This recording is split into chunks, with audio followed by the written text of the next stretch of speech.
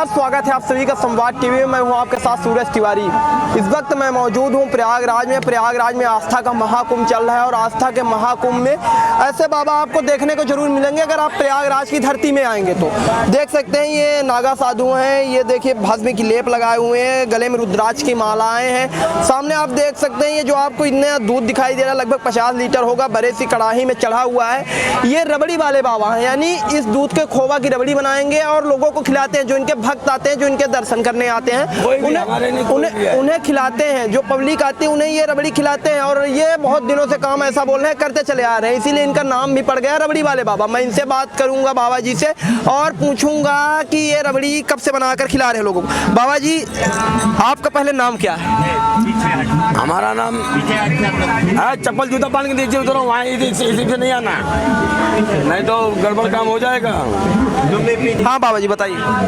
हमारा नाम श्री दिगंबर अमरगिरी, श्री पंचायती अखाड़ा महानिर्वाणी से संबंधित। प्राइवेट जगह हमारा जो है सिद्धपुर पाटन।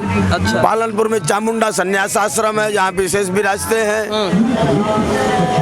रबड़ी वाले बाबा आप कब से बन गए? रबड़ी वाले बाबा मतलब हम लोग आश्रम में ब्राह्मण मधुर प्रियम, हम लोगों के यहाँ गाय भैंस वैसे भी होती है। अच्छा। और हमारे जिस गांव में रहता हूँ वहाँ डेयरी भी है, तो हमको दूध सुलभ हो जाता है और थोड़ा बहुत कम ज़्यादा जो है। हाँ। बहुत टाइम से, यानी आप समझ लो कि बहुत टाइम से बन रहा है, यानी 20-25 साल से लगभग बनाते होंगे।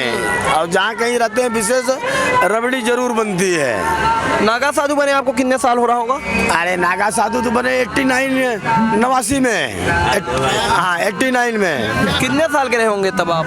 अरे उस समय हम रहे होंगे ज्यादा 16-17 साल का, 15-16 साल का। हाँ। कहाँ से बने थे नागा आप? हम यही राजा राजेश्वरी नागा। हाँ राजेश्वरी नागा है, यही के हैं। और ऐसे आपका धरती कहाँ थी जहाँ आपके जन्म? यही इलाहाबाद, यही संगम में, यही इसी क्षेत्र का हूँ मैं। इसी क्षेत्र के आप? जी जी जी। बाबा मैं देख रहा हूँ ये 50 लीटर की दूध की रबड़ी जो है, इतना दूध इकट्ठा करने में आपको दिक्कत नहीं होती होगी? नहीं, हमारे पास आदमी है ना, देखो ना।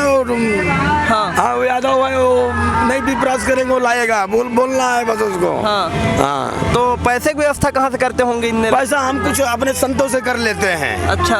क्या? बहुत सारे संतों का हाथ है। हाँ, जैसे कि कोई महाराष्ट्र से आया, कोई कहीं से आया, कोई कहीं से आया। तो हम जानते हैं कि ये 2-4 हजार 1,500 रुपया खर्च करने में कोई परेशानी नहीं है, तो करते हैं वो। ऐसा उनको मालूम भी है कि रबड़ी के प्रेमी है। अब कोई अपने लिए तो करते नहीं है, सबके लिए होता है। तो बाबा जो रबड़ी बनाते हैं अपने हाथ से आप बनाकर लोगों को खिलाते हैं? हाँ, अपने हाथ से भी सहयोगी भी होते हैं। अच्छा, सहयोगी होते हैं। तो जो रबड़ी बांटी जाती है वो फ्री में बांटी जाती है कि कुछ? हाँ, फ्री में, कोई पैसा नहीं, कुछ नहीं। तो दिन भर में कितने लोगों को रबड़ी खिला देते होंगे आप? अरे अबे तो थोड़ा बहुत टाइम तक चलना भी चाहिए ना। अगर अपने खत्म भी कर दी 1 सेकंड में, वो भी ठीक नहीं है। हाँ। तो इसलिए वो कुछ टाइम तक चलना चाहिए ऐसा, जब तक न तैयार होए। थोड़ा बहुत तो रहना चाहिए प्रसाद के रूप में। तो ये रबड़ी जो आप बना रहे हैं कितने दिन तक चलेगी? कल फिर बनाएंगे आज? अरे ये तो खत्म करूँ तो 12-1 बजे खत्म हो जाएगा। रात्रि में कुछ जब बनाएंगे, भोग लगाएंगे, उसके बाद ही कुछ वितरित हो जाता है। बाकी आराम करते हैं, फिर सवेरे फिर चालू हो जाता है। यानी हर दिन आप ये 50 लीटर दूध लेते हैं, हर दिन रबड़ी बनाते हैं? हाँ, हर दिन रबड़ी बनाते हैं। कितना टाइम लगता होगा बनाने में? अरे 5-6 घंटा। क्या रे? 5-6 घंटे? हाँ, 5-6 घंटा से कम नहीं। तो जैसा कि यहाँ पर अलग अलग बाबा लग दिया ना, अभी 11-12 बजे तैयार होगा। हाँ, यहाँ पर अलग अलग बाबा है, कोई रुद्राक्ष बाबा है, कोई घंटी लगाए हुए है, कोई कुछ शिव का रूप धारण किए हुए। आपने रबड़ी खिलाने कैसे सोची लोगों को? बताया ना कि हम बहुत पहले से ही आश्रम में थोड़ा बहुत 10, 5, 50, 20 जैसा भी आदमी रहे उस हिसाब से अपना बनाते गए, बनाते हैं। हाँ। आप राजेश्वरी नागा है, नागा साधु बनने के पीछे क्या कारण होते हैं? नागा साधु ऐसा है कि हमारे यहाँ परंपरा है, पहले जो है उसको गुरु महाराज का पंजा दबवाते हैं, उसको जो है क्या बोलते हैं कि वस्त्रधारी साधु बनाते हैं। वस्त्रधारी के बाद जो है फिर मालूम पड़ता है कि 10-12 साल तक उसका परीक्षा लेते हैं कि ये क्या है क्या नहीं है, हमको क्या करना है क्या नहीं करना है।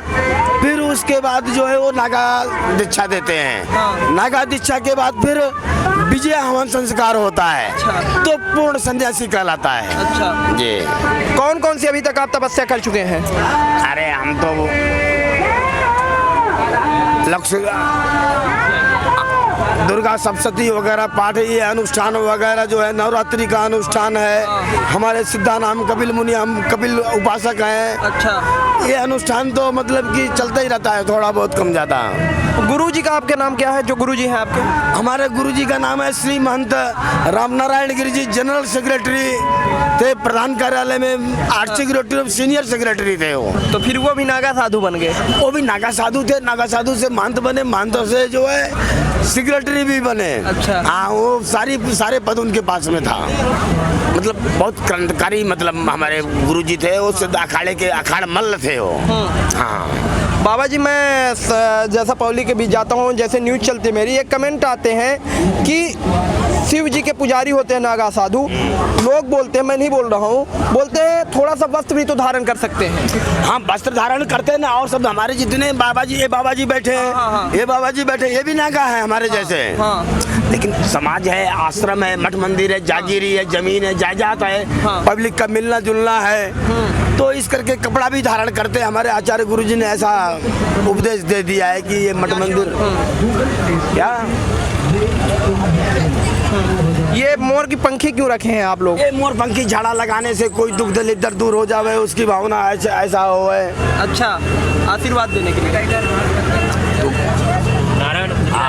ठीक है। चलिए, देख रहे हैं बाबा जी जो भक्तगण आए उन्हें आशीर्वाद दे रहे हैं और भस्म की लेप लगाए हुए हैं। अगर मैं बात करूं बाबा जी, तो आपके अनुसार परमात्मा की प्राप्ति कैसे हो? छोटू छोटू देख सकते हैं छोटे छोटे बालाकार हैं।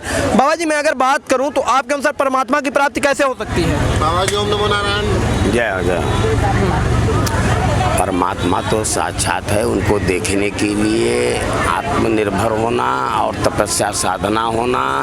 अब ये कहो कि साक्षात वो हमारे तुम्हारे जैसा, वो अदृश्य आदर्शनम लोप है, वो सामने रहते हुए नहीं दिखाई पड़ते। जैसे अभी आप सामने हो, मैंने आंख मूंद लिया, आप बैठे हो, नहीं दिखाई पड़ रहे हो, तो उसी प्रकार से वो जो है देवता लोग अदृश्य आदर्शनम लोप है, अदृश्य रूप में दर्शन देते हैं, वो अदृश्य रूप से आपकी सहायता करते हैं वो। अच्छा जी जी, इसमें दो राय नहीं। आप लोगों को शिव का एक रूप ही माना जाता है, ये माना जाता है आप लोगों को दर्शन यानी शिव का दर्शन, आप लोगों को आशीर्वाद बहुत लगता है। आप लोग कैसी तपस्या करते हैं? अरे हम लोग तो खड़ी तपस्या करते हैं, बैठी तपस्या करते हैं, क्या समझे आप?